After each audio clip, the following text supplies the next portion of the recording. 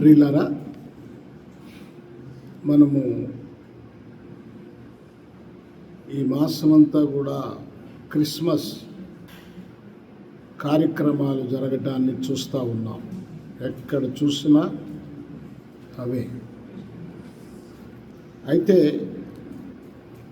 Christmas అంటే క్రిస్తోస్ plus mass, క్రీస్తుని ఆరాధించుట. ఎందుకు ఆయన్ని ఆరాధించాలి? ఆయన్ని ఆరాధించటానికి గల కారణాలేంటి? మనము కొన్ని విషయాలు తెలుసుకోవాలి. యేసు ప్రభువారు ఈ లోకంలోనికి ఆయన ప్రవేశించాడు అని గతంలో మీకు చెప్పాను. బైబిల్లో మనం చూసినప్పుడు యోహాను రాసిన సువార్త 6వ అధ్యాయము 38వ వచనాన్ని చదివితే ఏముంది అక్కడ? 6వ అధ్యాయము చూడండి. నా ఇష్టమును నెరవేర్చుకొనుటకు నేను రాలేదు. ఇక్కడ ఏమంటున్నాడు? నన్ను పంపిన వాని చిత్తమును నెరవేర్చుటకే పరలోకము నుండి దిగి వచ్చి తిని. ఎంత చక్కగా చెప్తున్నాడు చూడండి. నా ఇష్టము నెరవేర్చుకొనుటకు నేను రాలేదు. ఇంకేమంటున్నాడు? నన్ను పంపిన వాని చిత్తము నెరవేర్చుటకే పరలోకము నుండి దిగి వచ్చి తిని. ఈ భూమి మీదకి యేసు ప్రభువారు దిగి వచ్చాడు. ఆయన ఎక్కడి నుంచి వచ్చాడు? పరలోకము నుండి వచ్చాడు. అంటే యేసు ప్రభు భూ సంబంధమైన నివాసం కలిగిన వాడు కాదు. ఆయన పరలోక సంబంధమైన నివాసం. ఆయన ఎందుకు వచ్చానంటున్నాడు? నన్ను పంపిన వాని చిత్తము నెరవేర్చుటకే పరలోకములో నుండి దిగి వచ్చి తిని. ఏమిటి పంపినవాడు? పంపినవాడు ఎవరు? తండ్రి అయిన దేవుడు. ఏ ఉద్దేశంతో యేసు ప్రభుని లోకములోనికి పంపాడు అనేది మనం గమనించాలి. ప్రభునందు ప్రియ దేవుని పిల్లలారా, జ్ఞాపకం చేసుకుందాం. యేసు ప్రభువారు ఎందుకు ఈ లోకములోనికి వచ్చాడో, తండ్రి ఎందుకు పంపాడో మనము లూకా రాసిన సువార్త 19వ అధ్యాయము 10వ వచనాన్ని ఒక మాట చదువుతాం. దానికి ముందు మత్తయి రాసిన సువార్త 20వ అధ్యాయము 28వ వచనాన్ని కూడా చదువుతాం. చూడండి, మత్తయి రాసిన సువార్త 20వ అధ్యాయము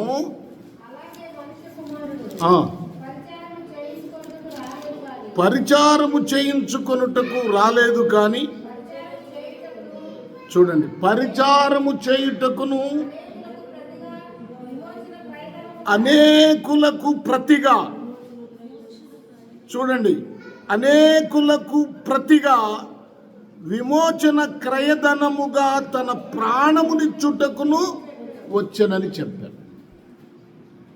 ఇప్పుడు పుట్టాడు యేసయ్య. ఎందుకు పుట్టాడు యేసయ్య?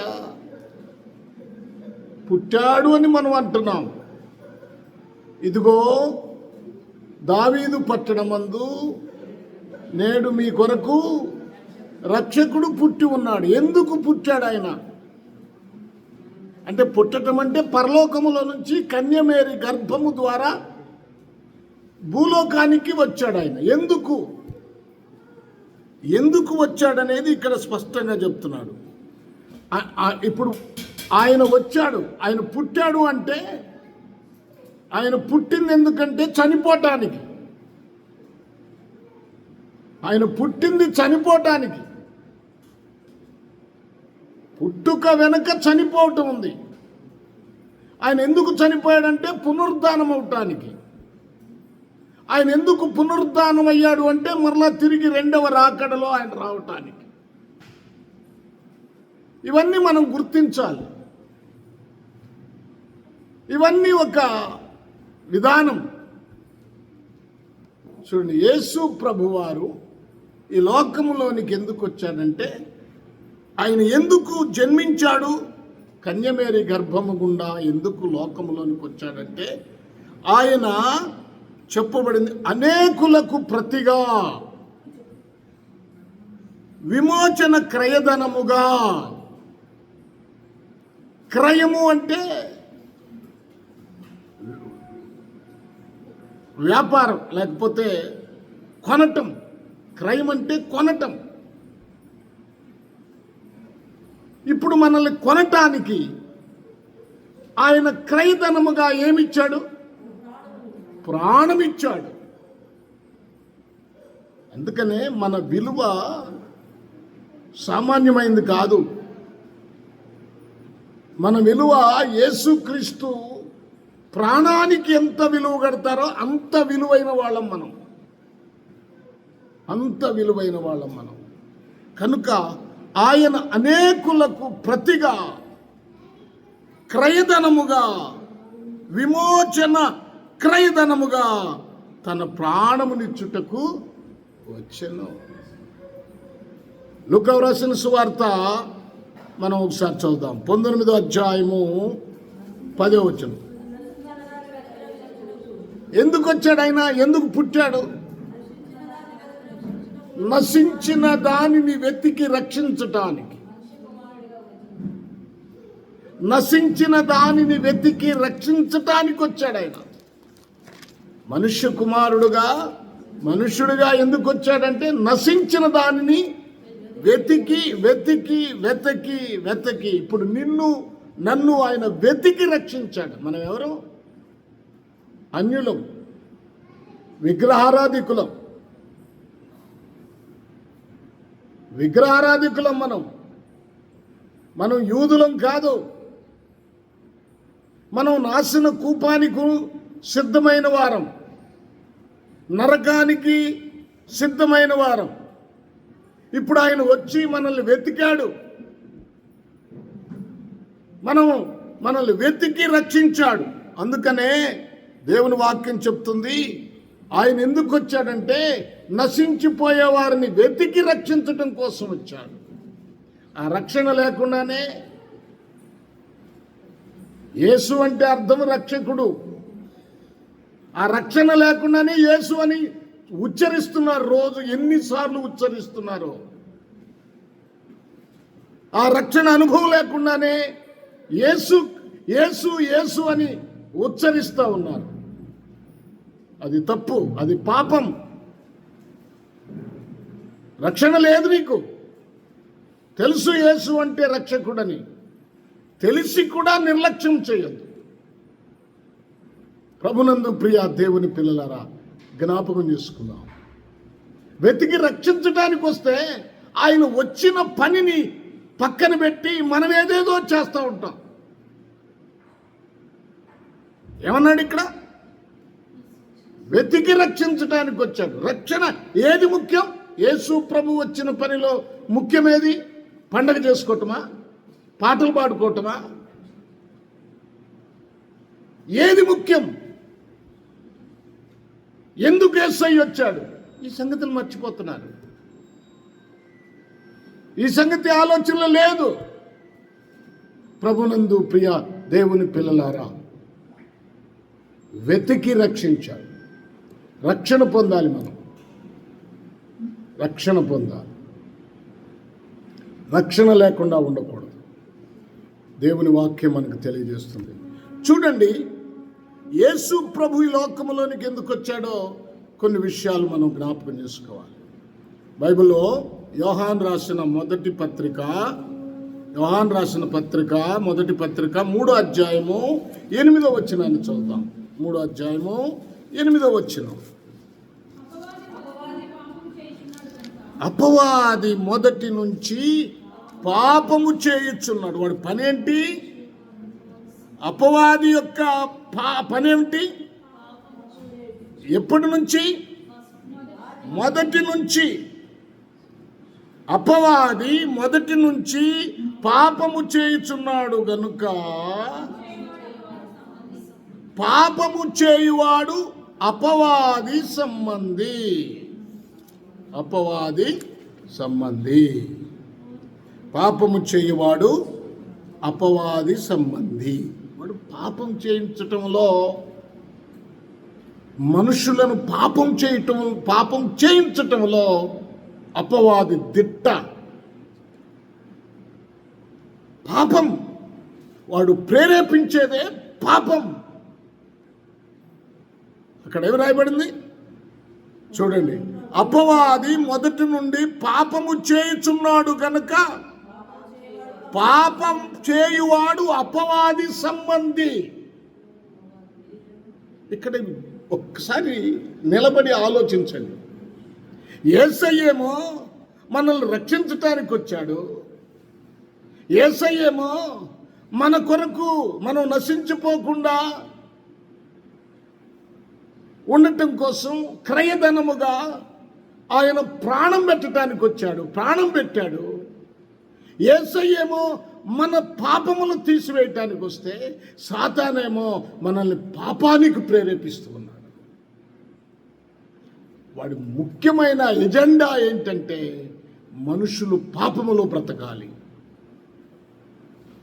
పాపం చేస్తూనే ఉండాలి. వాళ్ళు ఏదైనా దొంగతనం కానీ, త్రాగుడు కానీ,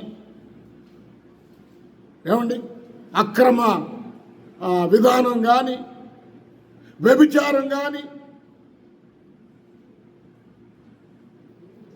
అక్రమ సంబంధాలు కలిగి ఉండటం కానీ సాతానుడు ప్రేరేపించే, సాతానుడు చేసే కార్యం అది.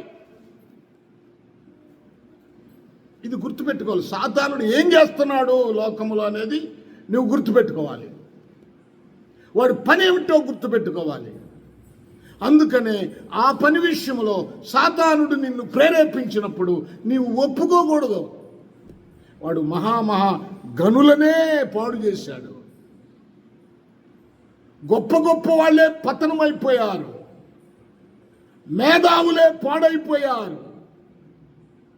ఎంతోమంది భక్తులనే బైబిల్లో ఉంటుంది.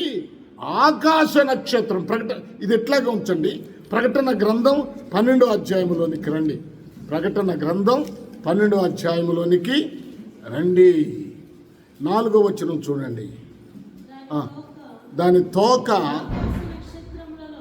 ఆకాశ నక్షత్రములలో 3వ భాగము నీడ్చి వాటిని భూమి మీద పడవేశను.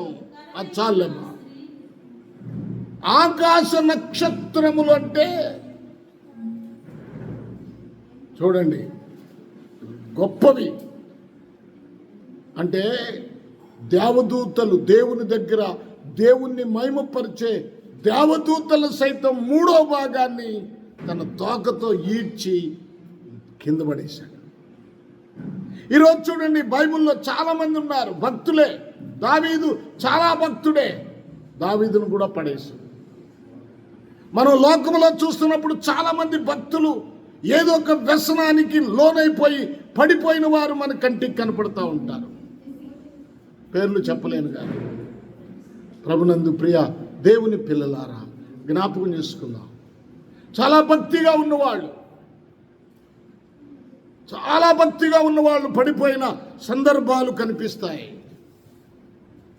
అపవాది పనే, అపవాది తంత్రమే అది.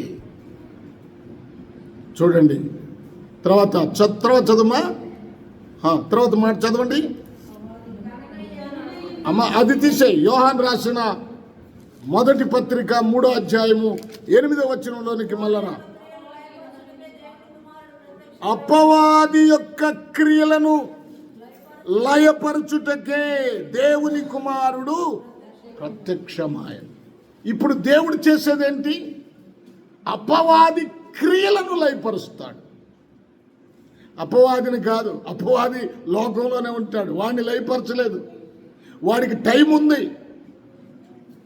నాయనా సాతాను బంధించని ప్రార్థన చేయొద్దు.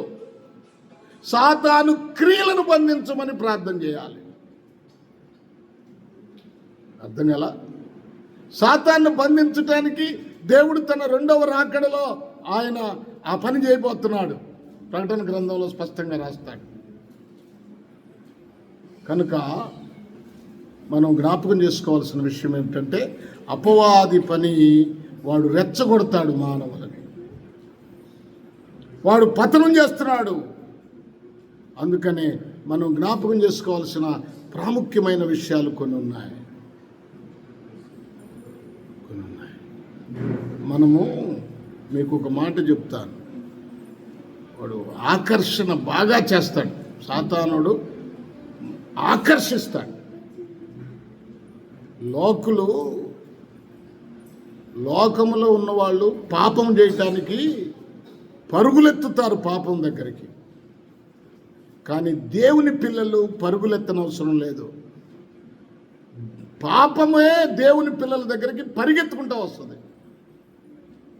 అందుకనే ప్రభు మనకి హెచ్చరిస్తున్నాడు, మొదటి నుండి వాడు పాపము చేస్తున్నాడు, వాడు మొదటి నుండి పాపాన్ని ప్రేరేపిస్తున్నాడు. వినండి, దయచేసి వినండి, జాగ్రత్తగా వినండి, మాట్లాడు.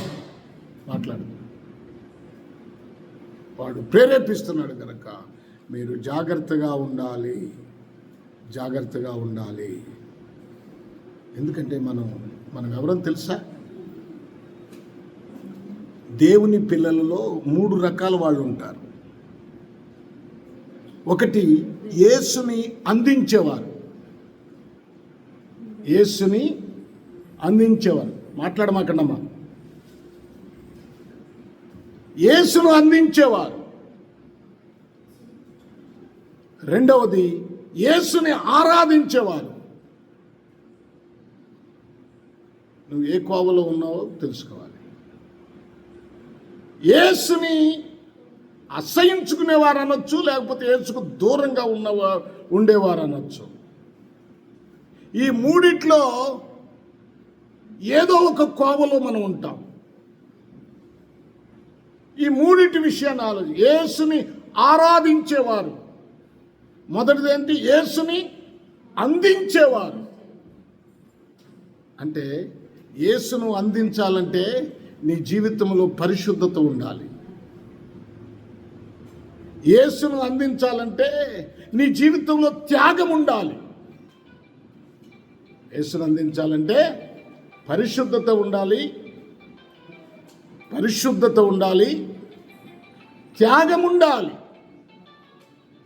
కట్టేమ్మా తొందరగా.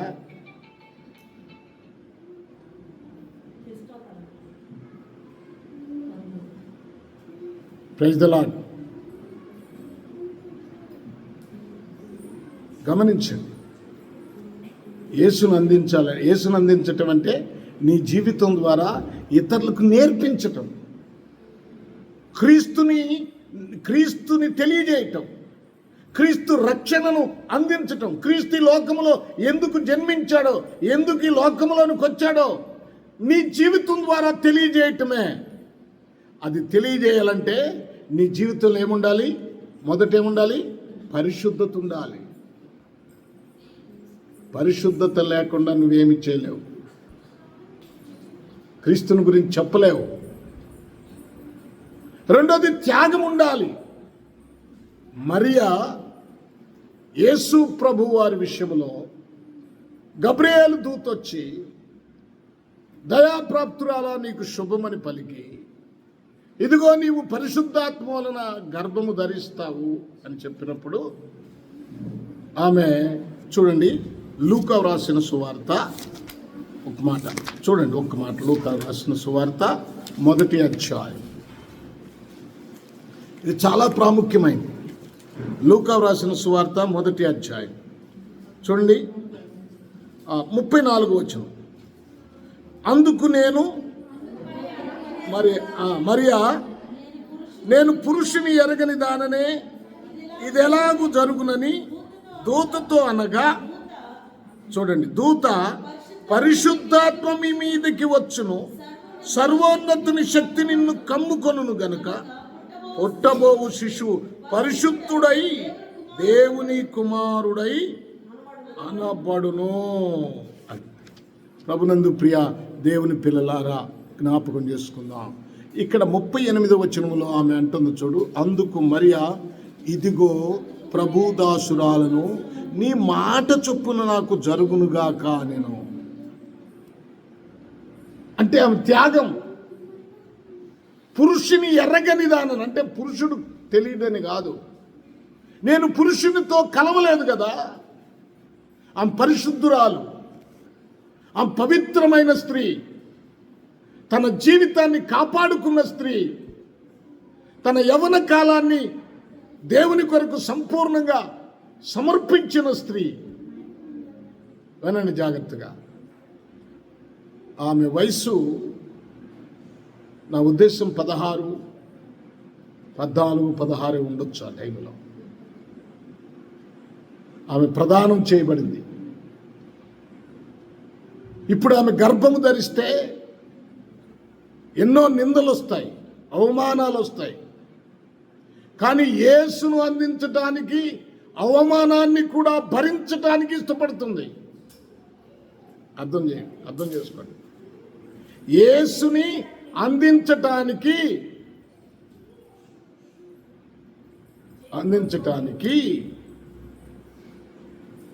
తన అవమానాన్ని కూడా భరించటానికి ఇష్టపడింది.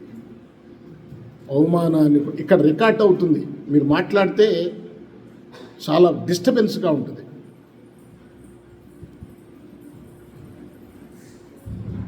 ప్రభునందు ప్రియులారా, జ్ఞాపకం చేసుకుందాం. ఆమె ఎంత త్యాగం చేస్తుందో చూడండి. అవమానం, నిందలు అన్నిటిని భరించటానికి ఇష్టపడుతుంది. వాళ్ళు మాత్రమే ప్రభువుని వేరే వాళ్ళకి అందించగలుగుతారు. నీ జీవితంలో కూడా పరిశుద్ధత ఉండాలి. మరొకటి ఏమిటంటే, ఎన్నో కష్టాలు, నష్టాలు, ఎన్నో ఆటంకాలు వస్తాయి. వాటన్నిటినీ భరిస్తేనే నువ్వు ప్రభువుని ఇంకొకరికి రుచి చూపగలవు, ఇంకొకరికి అందించగలవు. అదే క్రిస్మస్, నిజమైన క్రిస్మస్. మరొక విషయం ఏంటంటే, ప్రభువుని ఆరాధించటానికి కావలసింది ఆత్మతోనూ సత్యము. అంటే నీ జీవితంలో మరి సత్యం, వాక్యానుసారంగా బ్రతకటం, విశ్వాసము కలిగి ఉండటం, ప్రేమ కలిగి ఉండటం, వాక్యానుసారంగా జీవించటం. అర్థమైందా? ఆరాధించడానికి పరిశుద్ధత కావాలి, వాక్యానుసారమైన జీవితం ఉండాలి. మరొక విషయం, ప్రభువుకి దూరంగా ఉన్నవాళ్ళు ఎవరు? దూరంగా ఉన్నవాళ్ళు ఆలోచించండి. ప్రభువుకి దూరంగా ఉన్నవాళ్ళు, యేసు ప్రభువారు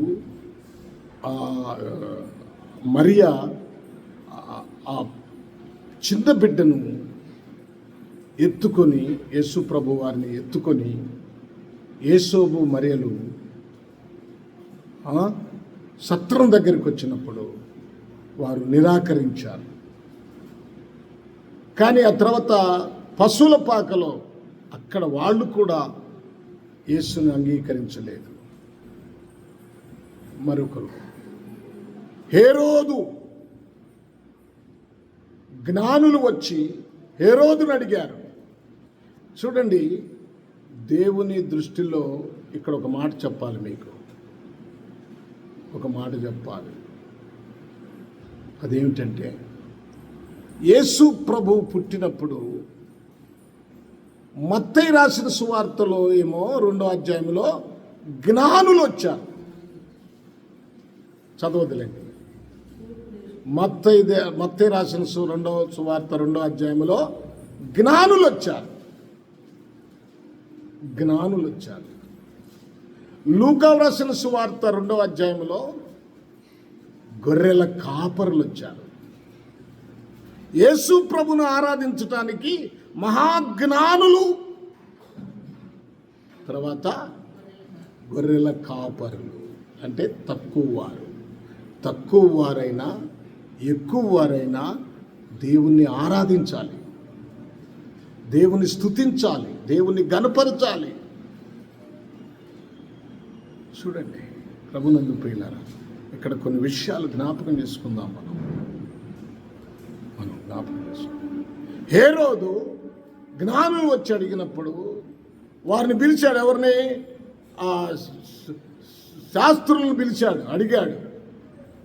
ఎక్కడుంటాడంటే, అయ్యా మీకా రాసినట్లుగా యోధా బెత్లెహేములో ఆయన జన్మిస్తాడు అని చెప్పబడిందంటే వెళ్ళమన్నాడు. వాళ్ళని, జ్ఞానుల్ని వెళ్ళమన్నాడు, కానీ అతను వెళ్ళలేదు.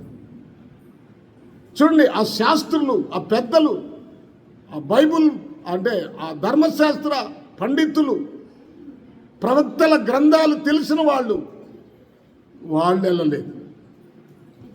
వాళ్ళు వెళ్ళలేదు అంటే వారు నిరాకరించిన వారు యేసుని. ప్రభునందు ప్రియులారా, మరి నువ్వే కోవలో ఉన్నావు? ఏ కోవలో ఉన్నావు? మరి జ్ఞాపకం చేసుకున్నాను. టైం అయిపోతుంది కదా. యేసు ప్రభు వారు ఈ లోకములోనికి దిగి వచ్చాడు. ఇంకో చోట రాస్తాడు, ప్రత్యక్షమయ్యాడు. ఎందుకు? పంపిన తండ్రి చిత్తాన్ని నెరవేర్చటానికి, ఆయన బలవటానికి. ఆయన్ని శిలువ మీద నలగగొట్టడానికి తండ్రే ఈ లోకములోనికి పంపాడు. ఆయన నలగొట్టడం యెహోవాకు ఇష్టమాయను. యెహోవాకు ఇష్టమాయను. తండ్రే చంపాడు. ప్రభునందు ప్రియ దేవుని పిల్లలారా, ఈ మంచి సమయంలో మనం జ్ఞాపకం చేసుకుందాం. క్రిస్మస్ జరుపుకుంటున్నామంటే, క్రిస్మస్ అంటే క్రీస్తు జన్మ, అంటే ఆయన మన కొరకు క్రయధనముగా ప్రాణం పెట్టడానికి వచ్చాడన్న సంగతి మర్చిపోవద్దు. అందుకనే మనం ఆత్మ విషయములు దీనులుగా ఉండి పైనున్న వాటినే వెతకాలి, కానీ భూ సంబంధమైన వాటి విషయంలో మనం భూ సంబంధమైన వాటి మీద మనసు పెట్టకూడదు. భూ సంబంధమైన వాటిని కాదు మనం వెతకాల్సింది, పైనున్న వాటినే మనం వెతకాలి. అదే దేవుని వాక్యం మనకు నేర్పిస్తుంది. కనుక క్రిస్మస్ అక్షరానుసారం ముఖ్యం కాదు, క్రిస్మస్ ఆత్మానుసారము ముఖ్యం. ఆయన ఎందుకు వచ్చాడంటే మన పాపముల కొరకు క్రయధనముగా తన ప్రాణం పెట్టడానికి వచ్చాడు. ముందు మన పాపములు తీసివేసుకున్నామా? అది ముఖ్యం. రెండవది, రక్షించటానికి వచ్చాడు. ఆ రక్షణ మనం పొందామా? పొందకుండానే, రక్షణ అనుభవం లేకుండానే మనము దేవుణ్ణి ఆరాధిస్తున్నామా? ఒకసారి ఆలోచించుకోండి. రక్షించబడటం అంటే బాప్తిసం పొందితే అదే రక్షణ అనుకుంటున్నారు. అది కాదు నేను అనేది. రక్షణ అనేది ఏంటంటే పాపము నుండి ప్రత్యేకించబడటం, పశ్చాత్తాపడటం. బాప్తిసం అనేది బాహ్యంగా కనపడే గుర్తు మాత్రమే.